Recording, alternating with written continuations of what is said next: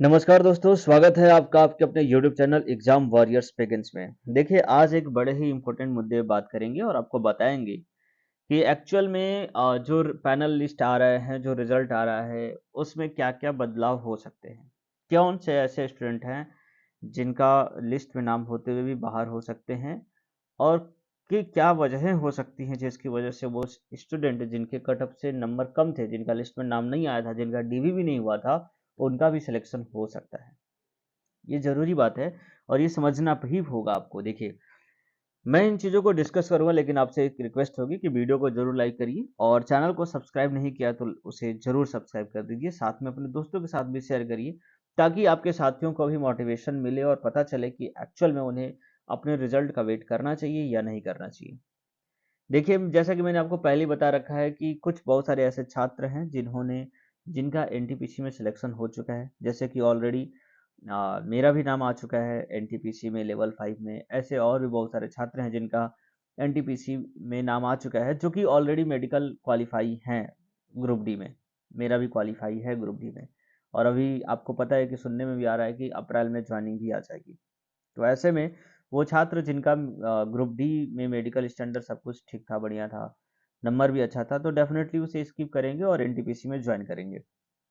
फिलहाल यहाँ पे हम आपको बताने के लिए आए हैं कि कौन कौन से ऐसे रीजंस हो सकते हैं जिसकी वजह से कुछ जो छात्र जिन जो कट ऑफ से पार थे और उनका डीवी भी हो गया, मेडिकल भी हो गया, फिर भी उन्हें लिस्ट से बाहर किया जा सकता है। वो डिस्क्वालीफाई हो सकते हैं, फाइनल ज्वाइनिंग उनकी नहीं आएगी। और ऐसी क्या वजहें हैं जिनकी वजह से वो छात्र जिनके मेरिट लिस्ट में नाम नहीं थे, उन्होंने पीटी क्वालीफाई किया था, मेरिट लिस्ट में नाम नहीं है, लिस्ट में नाम नहीं आया है और आगे जब सेकंड डीवी लिस्ट आएगी तो उनको सिलेक्शन मिल जाएगा। तो वो क्या वजहें हैं? देखिए, सबसे बड़ी वजह है जो कि आपको बता दूं कि जैसा कि अभी जो पैनल आया उसके पैरा नंबर 7 में लिखा गया है, जिसमें पैरामीटर्स दिए गए हैं कि किस बेसिस पर छात्रों के पैनल लिस्ट जारी किए जा रहे हैं।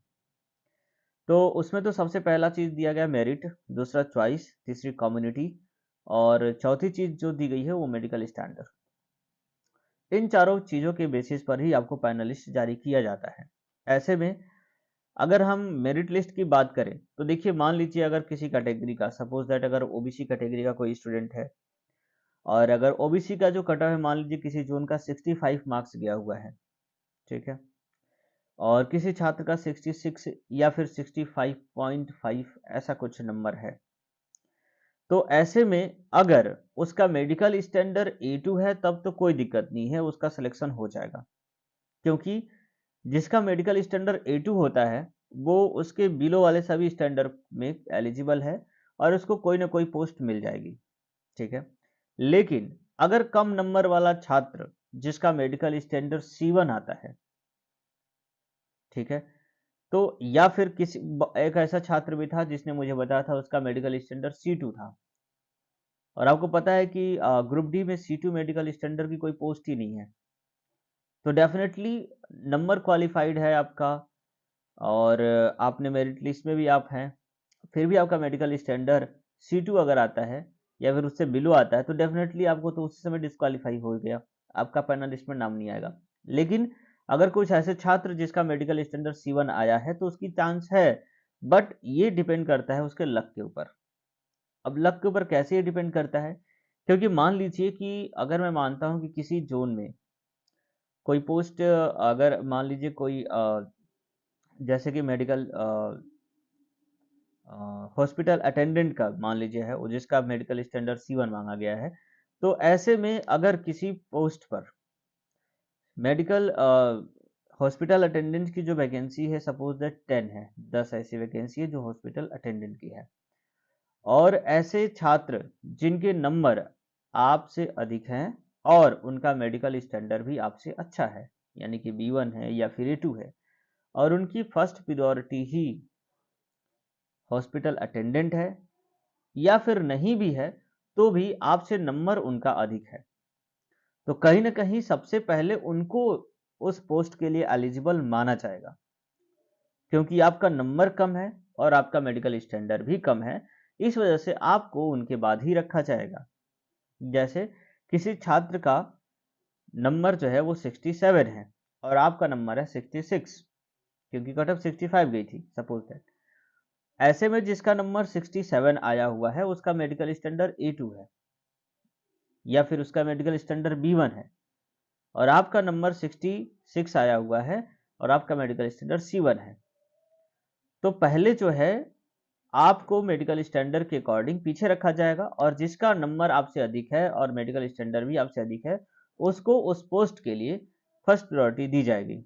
ऐसे में अगर वो पोस्ट, जैसे कि हॉस्पिटल अटेंडेंस में 3 वैकेंसीज थी और वो 10 की 10 वैकेंसीज फुल हो जाती है, तो आपको डेफिनेटली ये मौका मिलेगा कि दूसरे जो पोस्ट जो C1 मेडिकल स्टैंडर्ड के लिए एलिजिबल हैं उन पे भी आपको रखा जाएगा। बट वहां भी अगर आपसे अच्छे मेडिकल स्टैंडर्ड वाले और आपसे अधिक नंबर वाले से ही वो सीट फुल हो जाती है, तो कहीं ना कहीं आपको जो है वहां से बाहर होना पड़ेगा, क्योंकि आपका मेडिकल स्टैंडर्ड बिलो है।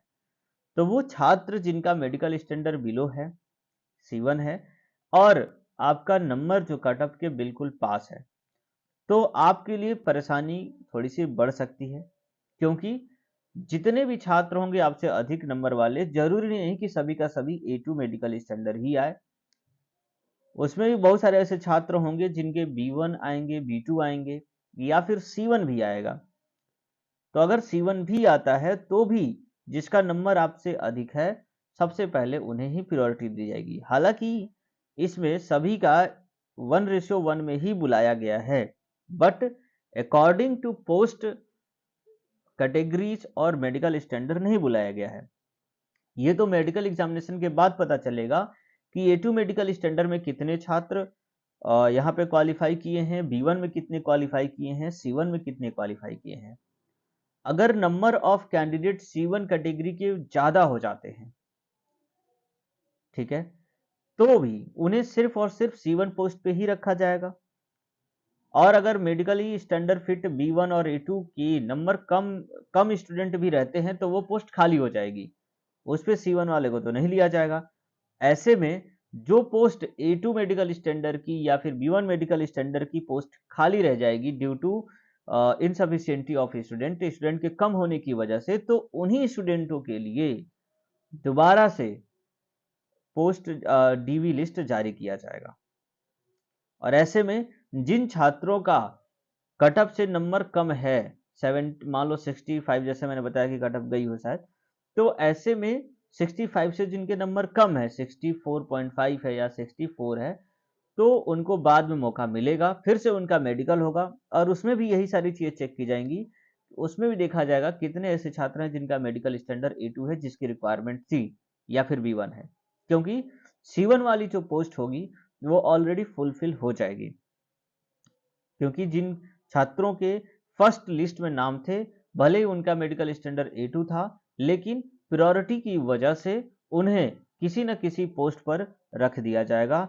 वो A2 मेडिकल स्टैंडर्ड होने के बावजूद अगर उनका पोस्ट जो है A2 में तो नहीं मिला, अगर मान लो, तो उन्हें B1 में भी रखा जा सकता है, C1 में भी रखा जा सकता है, किसी में ना किसी में उनको रखा जाएगा।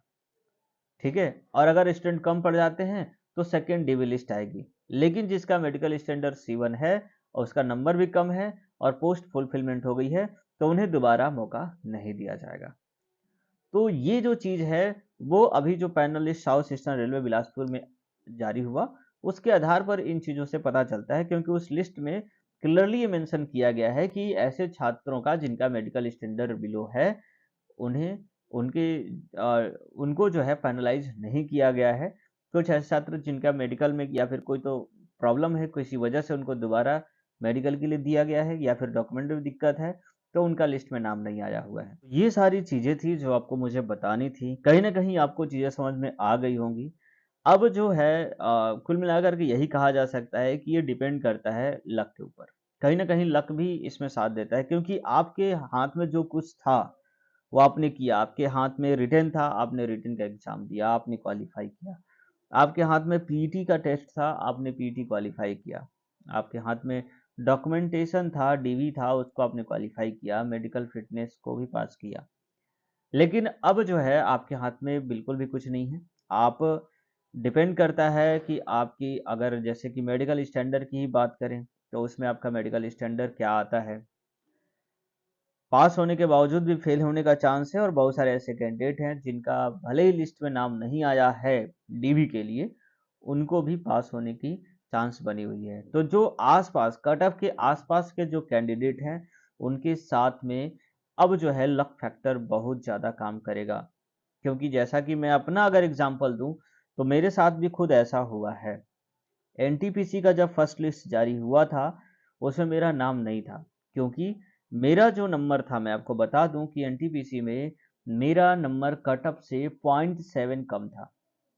ऐसे में मुझे उम्मीद थी कि शायद सेकेंड डीवी लिस्ट आएगी और उसमें मेरा नाम आ जाएगा, लेकिन सेकेंड डीवी लिस्ट में भी मेरा नाम नहीं आया। कहीं ना कहीं बहुत ज़्यादा निराश हो गया था, और मुझे लग रहा था कि अब एनटीपीसी का जो सपना था मेरा, वो पूरा नहीं हो पाएगा, लेवल 5 में मेरा सिलेक्शन नहीं हो पाएगा। फिर मैंने ग्रुप डी को ही सोच लिया कि चलो इसमें भी हो जाएगा तो कम से कम रेलवे में हो जाएगा, बाद में इम्प्रूवमेंट वगैरह कर लेंगे। But finally by luck factor या भगवान की कृपा ही कह सकते हैं कि थर्ड डीवी लिस्ट भी आ गई और उसमें मेरा नाम आ गया। तो ये नाम आना, एक तरीके से आप बोल सकते हो कि मेरे से अधिक नंबर वाले जिन छात्र थे, जरूर किसी न किसी वजह से वो डिस्क्वालीफाई हुए होंगे। कोई ना कोई वजह ऐसी रही होगी जिसकी वजह से मेडिकल स्टैंडर्ड में उनका फिट नहीं हो पाए होंगी, और कोई पोस्ट जो है वो वैकेंट रह गई होगी। इसी वजह से जिन जो कि मेरा नंबर कम था, तो भी मुझे बुला लिया गया, और वो छात्र जिनके मेरे नंबर से अधिक नंबर थे, वो क्वालिफाई थे, मेडिकल भी पास किया था उन्होंने, और हो सकता है उनका medical standard according to post ना हो, जिसकी वजह से उन्हें हटा दिया गया। तो मैं तो यही कहना चाहूँगा कि ये अब बात आ जाती है लक के ऊपर। शायद मेरी किस्मत थोड़ी अच्छी थी, जिसकी वजह से लेवल 5 में मेरा सिलेक्शन तो नहीं कह सकता, लेकिन एक मौका मिला है अपनी किस्मत को आगे आजमाने का। और देखते हैं कि हमारे साथ डॉक्यूमेंट वेरिफिकेशन और मेडिकल की प्रक्रियाएं किस तरीके से होती हैं, और उसका एक्सपीरियंस भी मैं आपको ज़रूर आगे की वीडियोज़ में शेयर करता रहूँगा और बताऊँगा कि एक्चुअल में मेरा क्या फाइनली सिलेक्शन हो पाया या नहीं हो पाया। तो कहीं न कहीं ये बात डिपेंड करती है। अब आपको थोड़ा-सा जो उम्मीदें हैं ईश्वर से ज़रूर रखनी चाहिए, और सब कुछ अच्छा ही होगा। अगर बाय द वे किसी वजह से कोई छात्र जिनका कट ऑफ के बहुत पास नंबर है, मेडिकल उतना अच्छा नहीं रहा है, तो ज़्यादा निराश होने की बिल्कुल ज़रूरत नहीं है, क्योंकि जो भी होता है अच्छा के लिए होता है, और भगवान किसी के साथ कुछ भी गलत नहीं करता है। और भगवान पे भरोसा रहेगा तो डेफ़िनेटली आगे की जो चीज़ें होंगी वो भी अच्छी होंगी। अगर ये नहीं हुआ तो इससे अच्छा ज़रूर होगा, है ना? क्योंकि भगवान किसी को बुरा कभी नहीं चाहता, और अगर आपके पास उम्मीद है, आपके पास आपके सपने हैं और उसको पूरा करने का आपके पास स्ट्रॉन्ग मोटिवेशन है, तो डेफ़िनेटली एक दिन आप जो है अपने गोल को अचीव करोगे। ये नहीं तो कोई और सही, इससे बेहतर सही। तो चलिए इसी उम्मीद के साथ इस वीडियो को ख़त्म करते हैं, और वीडियो को आप लोगों का प्यार चाहिए, आप लोगों का लाइक चाहिए, तो ज़रूर आप इसे लाइक करिए और चैनल को सब्सक्राइब करिए, तथा दोस्तों के साथ शेयर ज़रूर करा करिए। चलेंगे चलिए मिलेंगे नेक्स्ट अपडेट में, नेक्स्ट वीडियो में कुछ नए अपडेट के साथ। तब तक आपका दिन शुभ रहे। जय हिंद, जय भारत।